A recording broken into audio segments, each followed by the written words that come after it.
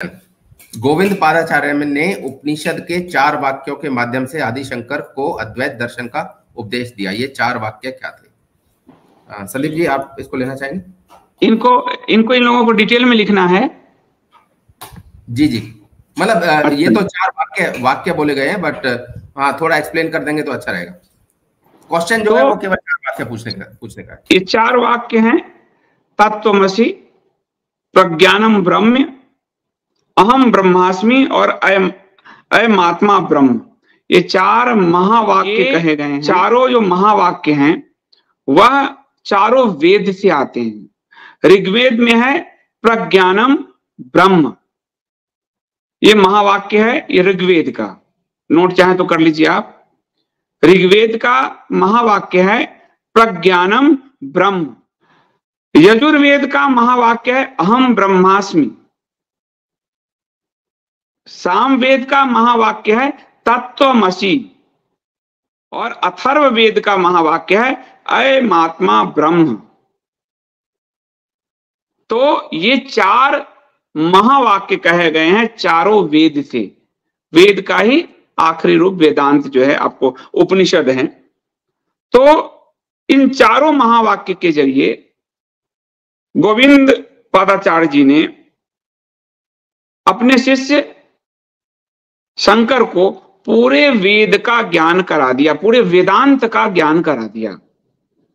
तो ये जो ब्रह्म वाक्य हैं, इस पर ही हमारा पूरा उपनिषद का यानी वेदों के ज्ञान कांड का उपनिषद यानी वेदांत, जो वेदों का ज्ञान कांड है वो उपनिषद है, वही वेदांत है, क्योंकि वो वेदों का आखिरी हिस्सा है ज्ञान। तो इसलिए उसको वेदों के ये 4 महावाक्य जो है वही सारा ज्ञान उपनिषदों में है।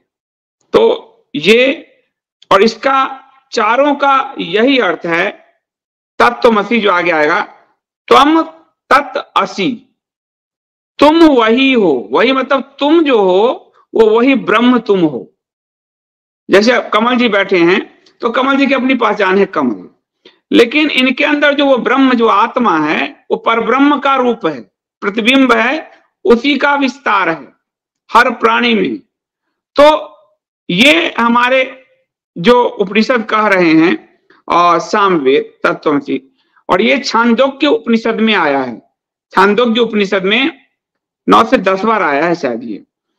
तो कि वो तो स्वयं आपको पहचानना है कि वो तुम हो, वो ब्रह्म कोई और नहीं है, तुम ही ब्रह्म हो। बस तुम्हें अपनी खोज करनी है और उसी खोज में जब खोज पूरी हो जाएगी तो यह ब्रह्म उस ब्रह्म से मिल जाएगा।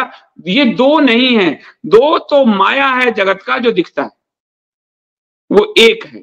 उसके बाद है प्रज्ञानम ब्रह्म, उसका अर्थ भी वही है कि जो ब्रह्म है, ये जो ज्ञान है, प्रज्ञा है, प्रज्ञा, वह ब्रह्म ही हमारी प्रज्ञा है, कोई भी भेद नहीं। अहम ब्रह्मास्मि वही अर्थ है, मैं ही ब्रह्म हूं। यानी चारों वेद अपने महावाक्य से बता रहे हैं, बार बार बता रहे हैं कि तुम ब्रह्म हो, तुम ही ब्रह्म का रूप हो। अयम आत्मा ब्रह्म, यह जो मेरी आत्मा है वो ब्रह्म है, ब्रह्म स्वरूपा है। तो हम यहां 2 नहीं हैं, जैसे ब्राह्मणिक रिलीजन में है कि एक कोई अल्लाह या गॉड ऊपर बैठे हैं, उनका एक मैसेंजर है, अदेन लोग आम लोग हैं। आम लोग में भी पुरुष ऊपर है, स्त्री नीचे है। अब व्यक्ति को ब्रह्म तो छोड़िए, मैसेंजर ऑफ गॉड भी होने की अनुमति नहीं है। पैगंबर आखिरी है, मैसेंजर ऑफ गॉड होने की भी अनुमति नहीं है। यहां सनातन में क्या है, व्यक्ति को मैसेंजर ऑफ गॉड छोड़ दीजिए, स्वयं ब्रह्म होने की अनुमति है। इसलिए 2 उदाहरण आते हैं, बड़े उदाहरण आते हैं इस्लाम में। एक तो हमारे यहां से एक तो ईरान से आते हैं अनहलक, उनका नाम मैं भूल रहा हूं। उसने अनहलक मतलब स्वयं को ब्रह्म कहा तो उसे मार दिया गया। और एक औरंगजेब ने जामा मस्जिद के सीढ़ियों पे मार दिया था। तो वहां स्वयं को ब्रह्म नहीं कह सकते, वो मैसेंजर भी नहीं हो सकते। लेकिन असल में ब्रह्म और जीव के बीच एकात्मता को स्थापित करने के लिए सिर्फ एक धर्म है, वो है सनातन। क्योंकि वो कहता है पूरा जगत उस ब्रह्म का ही विस्तार है। जैसे सरसों गेहूं के बीज लेके आप छींट दो खेत में, तो खेत में फिर सारे सरसों हो जाएंगे, कौन से बीज का कौन है नहीं पता चलेगा।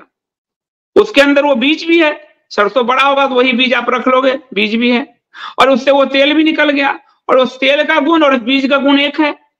आप पौधे में भी देख लो, दोनों के गुण में उसका रूप बदल गया और गुण एक है, उसके अंदर का तत्व एक है। वो जो आत्म तत्व है मनुष्य और प्राणी के अंदर, वो एक है और वो ब्रह्म है। इसलिए अद्वैत का मतलब है दो का बोध ना होना। अद्वैत ब्रह्म और जीव दोनों में समानता का भाव, दोनों में जो स्वयं के अंदर ब्रह्म को और ब्रह्म के अंदर स्वयं को देख लेता है, वही वास्तविक अद्वैतवादी है। और ये जो ब्रह्म है वो जगत में रहकर भी निर्लिप्त है। इसलिए कमल के फूल का हमारे यहाँ उदाहरण आता है कि जो पानी में रहकर भी, कमल के पत्तों पर आप देखेंगे पानी नहीं ठहरता, बूंद भर भी नहीं ठहरता। तो वो जगत में है लेकिन फिर भी जगत से बाहर है, कमल के फूल की तरह। जगत उसको अपने गुण में नहीं घुलाता, जगत जो है उसको अपने गुण में नहीं घुलाता, वो उसको नहीं छू पाता, वो जगत में ही है। लेकिन अब जैसे पानी वर्षा हुआ तो इस पानी जगत में ही है, लेकिन जब वो वाष्प बन गया तो आपका उसका रूप बदल गया। वो वाष्प के रूप में बादल में वही पानी है, लेकिन आपके लिए रूप बदल गया, वो पानी आपके लिए समाप्त हो गया। तो ऐसे ही ब्रह्म जो जीव में है, उस ब्रह्म को और जीव को एकात्म रूप से समझने के लिए चार वेदों ने 4 महावाक्य दिए।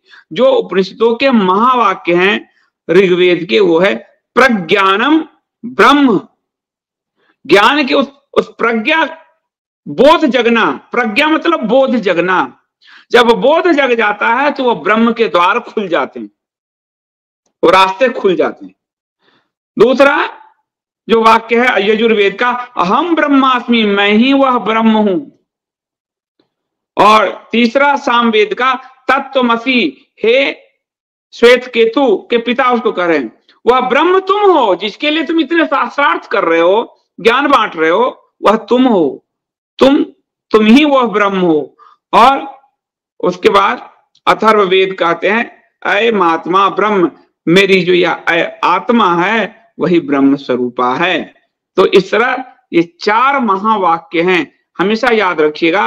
और इस 4 महावाक्य के गूढ़ अर्थ को समझ लेंगे तो आपके सामने न इस्लाम ठहरेगा, न ईसाईयत ठहरेगा, ना एक कुछ भी नहीं ठहरेगा। क्योंकि उनके जो एकेश्वरवाद की अवधारणा है वो इसके सामने फीका है और वो इसके बाद आया है। इसलिए इन 4 महावाक्यों को, कभी मैं बहुत डिटेल में जाऊंगा, इन 4 महावाक्यों पर ही हमारे और उस ब्रह्म के बीच का जो कनेक्शन है, दोनों का जो एकात्म है, एकत्व है, घुलनशीलता है, वो स्थापित होती है।